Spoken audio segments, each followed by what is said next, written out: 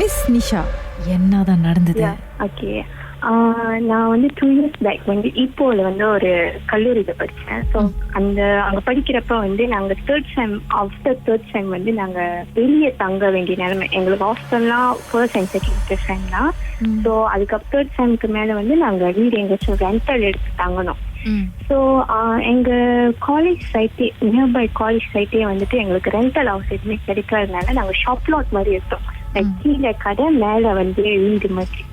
So previously வந்து நாங்கள் ஒரு கொஞ்சம் சீப்பாக இருந்த டைம், அந்த ஆப்ஷன் வந்து கொஞ்சம் சீப்பாக இருந்துச்சு. மந்த்லி வந்து 100 something தான். ஸோ வந்து எங்களுக்கு அவ்வளோ ஆச்சரியமா இல்லை, ஏன்னா ஸ்டூடெண்ட்ஸ்க்கு வந்து 100 வெள்ளின்றதே ஒரு பெருசுனால நாங்கள் வந்து அதை வந்து எதுவும் யோசிக்காம நாங்கள் அந்த ஹவுஸ் ரெண்ட்டை நாங்கள் எடுத்துட்டோம். அப்போ ஹவுஸ் ரெண்ட் வந்த புதுசுல எங்களுக்கு ஒன்றுமே இல்லை. ஒரு மாதம் 2 மாதம் எங்களுக்கு இந்த பிரச்சனையும் இல்லை, எங்களுக்கு நார்மலாக தான் இருந்துச்சு. ஆஃப்டர் 3 மாசம் அந்த மாதிரி நாங்கள் கால் எடுத்து வைக்கிறப்ப எங்களுக்கு எப்படி சொல்றது, எங்களுக்குன்னு இருந்த ஒரு நிம்மதியான தூக்கம், நிம்மதியா இருந்தது அந்த வீட்டுல எதுவுமே இல்லாம போயிடுச்சு. ஃபர்ஸ்ட் என்ன நடந்ததுன்னா, இது எப்படி எங்களுக்கு தெரிய வந்துச்சுன்னா, ஃபர்ஸ்ட் வந்து நானும் எங்களுடைய கூட்டாளியும் ஒண்டியா வந்து பிரிண்டர் ஷாப்க்கு போயிட்டு வந்துட்டே இருந்துட்டு, தென் வந்து நாங்க எங்க வீட்டுல போயிட்டு கதவை லாக் பண்ணிட்டு எப்பவுமே நார்மலா எங்க அசைன்மெண்ட் வேலை செய்யற மாதிரி செஞ்சுட்டு இருந்தோம். ஸோ ஹால்ல லைட் எல்லாத்தையும் நாங்க அடிச்சு வச்சிருப்போம். ஹால் லைட்னா நாங்க எப்பவுமே அடிச்சு வச்சிருப்போம். எங்க ரூம் லைட் மட்டும் தான் நாங்க திறந்து வச்சுட்டு அசைன்மெண்ட் செஞ்சுட்டு இருக்கோம். அப்புறம் வந்துட்டு நாங்க செஞ்சுக்கிட்டே இருக்கிறப்ப வாஷ்ரூம்ல வந்து யாரும் குளிச்சுக்கிட்டு இருக்கிற மாதிரி எங்களுக்கு சத்தம் கேட்டுச்சு. லைக் நார்மலா அந்த தண்ணி சத்தம், யாரும் குளிக்கிறாங்க அப்படி. ஃப்ரெண்ட் கிட்ட கேட்டேன், ரூம் மேட் கிட்ட கேட்டேன், இந்த மாதிரி ஜென்சி வந்து என்ன ரூம்லயா இருக்கு, அது வந்துருச்சா அப்படி. இல்லையா, அதுக்கு இன்னும் காசு முடிஞ்சு இன்னும் வரலையே அப்படி. ஆமா, அப்ப யாரு குளிச்சுக்கிட்டு இருக்கா அப்படி. சரி, மேபி வந்திருக்கோம் அப்படின்னு சொல்லிட்டு நாங்க கதை வந்து எட்டி போய் பாக்குறோம் யாரு இருக்காங்க.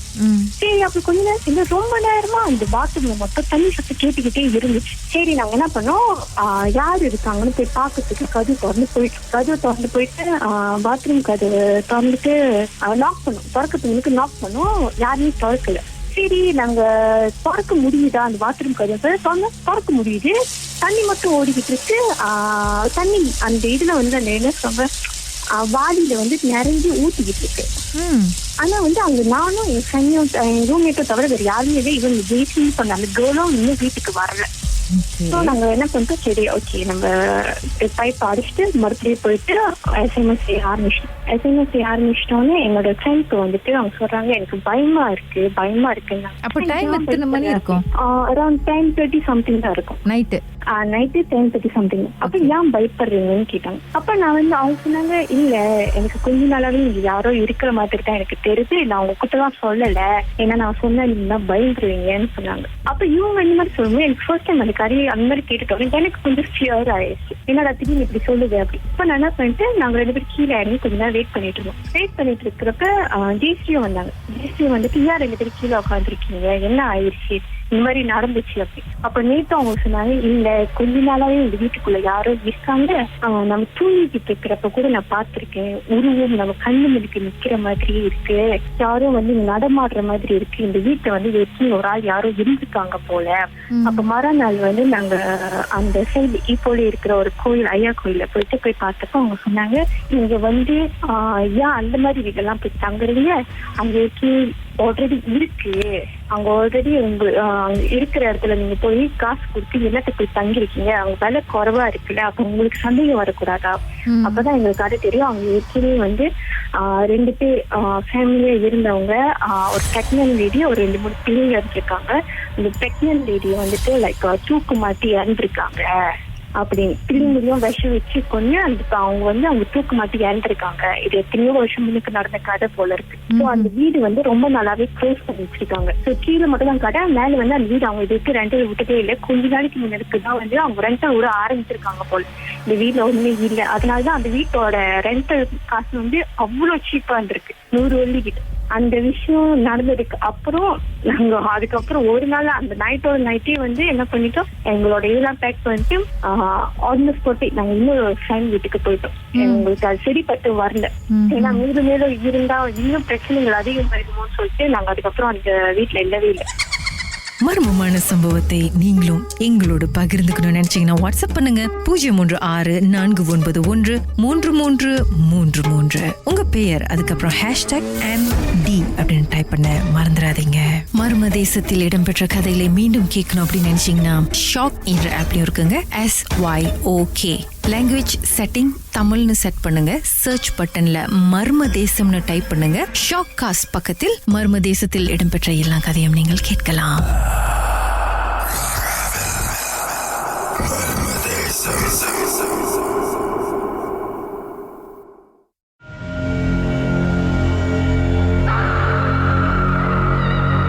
ராகவில் நீங்கள் கேட்டுக்கொண்டிருப்பது மர்ம தேசம். என்ன நடந்தது திரு வீரா? வணக்கம் கீதா. நம்ம வந்து தனியார் நிறுவன காடி வந்து நம்ம ஓட்டிட்டு இருக்கிறோம். ஸோ எங்களுக்கு வந்து எப்போதுமே ஒரு ஆர்டர் வரப்போ நாங்கள் முதல்ல பார்ப்போம், டிஸ்டன்ஸ் பார்த்து தான் நம்ம வந்து அப்ரூவ் பண்ணுவோம், சரி போகலாம் அப்படின்ட்டு. ஸோ அந்த மாதிரி நம்ம அந்த டைம் இருந்தது சுபாங்கில் இருந்தோம். ஸோ அதுக்கப்புறம் வந்து நமக்கு ஆர்டர் கிடைச்சது வந்து செமிஞ்சியில் கிடைச்சிது. சரி போகலாமே அப்படின்னு சொல்லிட்டு நம்ம இங்கேருந்து போகிறோம். செமிஞ்சிக்கு போகிறதுக்கு முன்னாடி, செமிஞ்சி வாங்கி போகிறதுக்கு முன்னாடி அந்த ஒரு கேப்ல தான் அந்த வீடு கம்பங்கூட வச்சுக்கோங்களேன். ஸோ அங்கே வந்து நம்ம ஆளை ஏற்றிட்டோம். ஆனால் அவங்க என்ன சொன்னாங்கன்னா, என்ன வந்து அவங்கள வந்து ஒரு இடத்துல இறக்கி விட்டுட்டோம். அப்புறம் அவங்க ஒரு பாக்ஸ் வச்சிருந்தாங்க, அந்த பாக்ஸை இன்னொரு இடத்துலயும் வச்சிருங்க அப்படின்னு அவங்க சொன்னாங்க. ஸோ அப்ப நம்ம என்ன பண்ணிருந்தோம், அந்த மாரி நீங்க புக் பண்ணலையே முடியாது அப்படின்னு சொல்றப்ப அப்ப அவங்க என்ன சொன்னாங்கன்னா, இல்ல ஒரு உதவி பண்ணிருங்க அப்படின்ட்டு. சரி பரவாயில்ல நம்ம சரின்னு சொல்லியாச்சு. அப்போ அவங்கள ஏத்திட்டு நான் வந்து அந்த நைட்லயே செமிஞ்சி தாண்டி மந்தி இடம் இருக்கு, அங்க நான் போய்கிட்டு இருக்கிறேன். சோ போற பாதியில அவங்க வந்து இடத்த காமிச்சாங்க, இது உங்களுக்கு தான் போகணும், இதுக்கு அங்கிட்ட நான் பார்த்து சொல்றேன், வேஸ்ட் காட்டாது அப்படின்னு சொன்னாங்க. அம்மையுமா அவங்க வேஸ்ட் காட்டலதான். சோ நான் அங்க போறப்ப என்ன நடந்துச்சுன்னா, அவங்க சொன்னாங்க என்ன வந்து இந்த முச்சத்துல இறக்கி விட்டுருங்க, வீடு வந்து ஏதோ ஒரு தொலைவுல தான் இருக்கு. ஆனா அந்த நைட்ல பாக்குறப்போ அந்த வீடு எனக்கு தெரிஞ்சது, ஓ இங்க தானே பரவாயில்ல. ஆனா எனக்கு என்ன டவுட்னா, ஏன் அவங்க இங்க இறக்கி விட சொன்னாங்க, நான் இறக்கி விட்டுட்டேன். இறக்கி விட்ட இடம் அவங்க சொன்னாங்க, நான் லொகேஷன் அனுப்புறேன், அங்க போயிட்டு நீங்க பாக்ஸ வச்சிருக்க அப்படின்ட்டு. ஸோ என்ன பண்ணிட்டேன், ஓகே அப்படின்னு சொல்லிட்டு அவங்க கொடுத்த லொகேஷன் வந்து அங்க இருந்து ஒரு 3-4 கிலோமீட்டர் அப்படி இருக்கும். சரிங்களா, 3-4 கிலோமீட்டர்னா அது நான் சார்ஜஸ் எல்லாம் சரி பரவாயில்ல, அது என்ன பண்றது, வீட்டுக்கு போற நேரம் அது ரொம்ப லேட் ஆயிருச்சு, வர விடிகால மணி ஒரு 1:30க்கு மேல ஆயிடுச்சு. சரி பரவாயில்ல அப்படின்னு சொல்லிட்டு அந்த பாக்ஸை எடுத்துக்கிட்டு நான் போறேன். ஆனா நான் பாதி ஒரு கிலோமீட்டர் போனதுக்கு அப்புறம் எனக்கு வந்து ஏதோ சரி படல, என்ன இருக்கு பாத்திரலாமா அப்படின்ட்டு. நான் மோஸ்ட்லி திறக்க கூடாது, பாத்திரலாமா, என் மனசு சரி படல. நம்ப மாட்டேங்க, நான் என்ன பண்ணேன், சரி அப்படின்னு சொல்லிட்டு ஒரு பெட்ரோல் கிட்ட போயிட்டு காடி நிப்பாட்டி எதுக்கும் செக் பண்ணிடணும் சொல்லிட்டு திறந்து பாக்குறப்போ அதுல பாத்தீங்கன்னா பேப்பர் இருக்குல்ல, கசங்கி போன பேப்பரை கிழிச்சு அது உள்ளுக்கு போட்டிருக்கிறாங்க. மெழுகுவர்த்தி வந்து பாதியா எரிஞ்சு, அந்த பாதியா எரிஞ்சு ஊத்தி இருக்கோம் இல்லையா, அந்த மெழுகுவர்த்தி உழுக்க வச்சிருக்காங்க. அதுக்கப்புறம் சோப்பு கலர் பேப்பர்ல இன்னமும் எழுதி அதையும் கிழிச்சு போட்டிருக்காங்க. சோ இது எனக்கு பாக்குறப்போ இது என்னது, இது ஏன் இது ஒரு கோசமா இருக்க அப்படின்ட்டு. ஆனா அது நீங்க விளக்கிட்டு பாத்தீங்கன்னா அதுக்கு அடியில கிட்டா இது பிளட்டா இல்ல வந்து வேற ஏதாச்சும் கலர் ஊத்திக்கலாம் தெரியாது. ஆனா வெள்ளை துணியில ஃபுல்லா வந்து சோப்பு அப்படியே படிஞ்சு இருக்கு. எனக்கு அது பார்த்தானே ஆட்டம் கிளம்பிருச்சு, என்னது இது அப்படின்ட்டு. பட் இருந்தாலும் சரி கொடுத்துக்க, இது ஏதோ ஒண்ணு இருக்கு போல அப்படின்னு சொல்லிட்டு நம்ம வேண்டியனா போய் டெலிவரி பண்ற வேலை தானே அப்படின்ட்டு. சரி நம்ம என்ன பண்ணியாச்சு, அந்த அப்படியே பாக்ஸ வந்து அப்படியே பின்னாடி வெளியே வச்சுட்டு நம்ம எடுத்து போயிட்டு அந்த அவங்க சொன்ன இடத்துக்கு நான் வந்து வந்துட்டேன். ஆனா இதுல என்ன சர்ப்ரைஸ் அப்படின்னு பாத்தீங்கன்னா, அவங்க சொன்ன இடம் வந்து ஒரு மசூதி கிட்ட. நான் ஏத்தினாலும் தமிழ்ல இறக்குன அவங்க சொன்ன இடம் மசூதி கிட்ட. அந்த மசூதி கிட்ட நான் போயிட்டு இறங்கி என்ன பார்த்தாங்க, யாருமே இல்ல. அவங்களுக்கு என்ன இறக்கி விட்டேன் இல்லையா, அவங்களுக்கு திரும்ப கால் பண்ற, கால் வரல. என்னது கால் வரலையா, பாக்ஸ் யார்ட்ட கொடுக்குறது, யாருமே இல்லையா. அவங்க சொன்ன இடத்துல வந்து அந்த பின் பண்ண லொகேஷன் வந்து அங்க யாருமே இல்ல, மசூதி மட்டும் தான் இருக்கு. சரி என்னவா இது அப்படின்னு சொல்லிட்டு அவங்க புக் பண்ணப்போ அந்த கான்டாக்ட் நம்பர் இருக்கும், புக் பண்ண கான்டாக்ட் நம்பர் அளவே பாக்குறப்ப அந்த இடத்துல வந்து அவங்க வேற ஆள் யாரோ புக் பண்ணி கொடுத்துட்டாங்க போல. சரிங்களா, ஏன்னா நான் அப்பதான் வந்து போட்டோ பார்த்தா லேடி வந்து வேற லேடி, நான் காடியில லேடி அவங்க கிடையாது. ஐயோ இது பண்ணாம இந்த பாக்ஸ் வச்சுக்கிட்டு இது பண்ணாம என்ன பண்ணிட்டேன், அந்த பாக்ஸ் தூக்குனேன் பாருங்க. அந்த பாக்ஸ் தூக்கி பரவாயில்ல இங்க வச்சுட்டு போயிடலாம், நமக்கு பொறுத்துக்கா பே பண்ணணும், ஓகே அவங்க பே பண்ணிட்டாங்க, பரவாயில்ல வச்சுட்டு போயிடலாம் சொல்லிட்டு அந்த பாக்ஸ் தூக்குறப்போ அந்த பாக்ஸ்ல ஒரு அந்த பேப்பர் என்னமோ சொல்லியிருந்தேன் இல்லையா, அது எல்லாமே என் காடியிலே கொட்டிருச்சு. அதாவது பாக்ஸ் அடியில வந்து அந்த அடியில வந்து ஓப்பனர் இருக்கு, அதெல்லாம் என் காடியிலே கொட்டிருச்சு.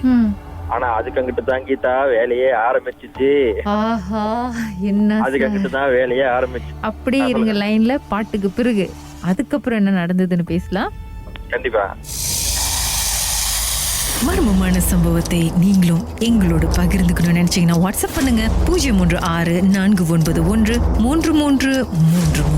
உங்க பெயர் அதுக்கப்புறம் #MD அப்படின்னு டைப் பண்ண மறந்துடாதீங்க. மர்ம தேசத்தில் இடம்பெற்ற கதைகளை மீண்டும் கேட்கணும் அப்படின்னு நினைச்சீங்கன்னா ஷாக் என்ற ஆப்லயும் இருக்குங்க. SYOK லாங்குவேஜ் செட்டிங் தமிழ்னு செட் பண்ணுங்க. சர்ச் பட்டன்ல மர்ம தேசம்னு டைப் பண்ணுங்க. ஷாக் காஸ்ட் பக்கத்தில் மர்ம தேசத்தில் இடம்பெற்ற எல்லா கதையும் நீங்கள் கேட்கலாம்.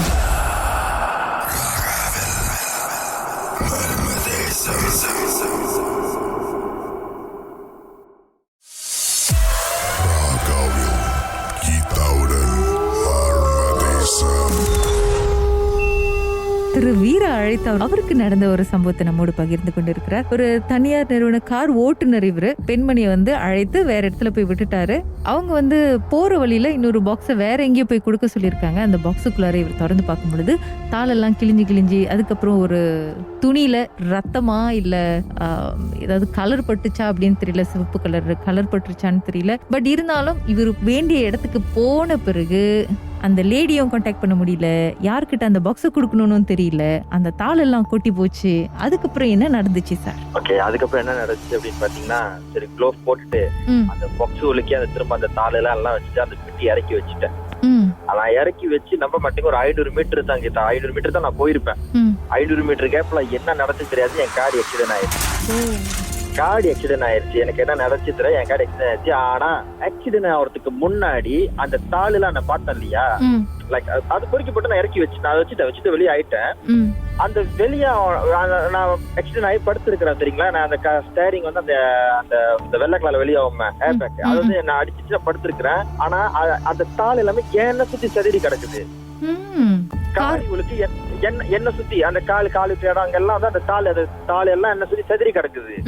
அப்போ என்ன எம்எஸ்ல கூட்டு போறப்போ எனக்கு அப்ப எனக்கு தெரியல. ஆனா நான் எனக்கு போட்டோ காட்டுறாங்க. நான் காடிவுக்கு பாக்குறேன். காடிவுக்கு எல்லாம் அது சதிரி கிடக்கு அந்த தாள். ஆனா என்ன பொறுத்த வரைக்கும் நான் இறக்கி வச்சுட்டேன். அதை கொட்டி அங்க நான் வச்சுட்டேன். அப்படின்னு அந்த கோத்தா நாங்க வச்சுட்டேன்.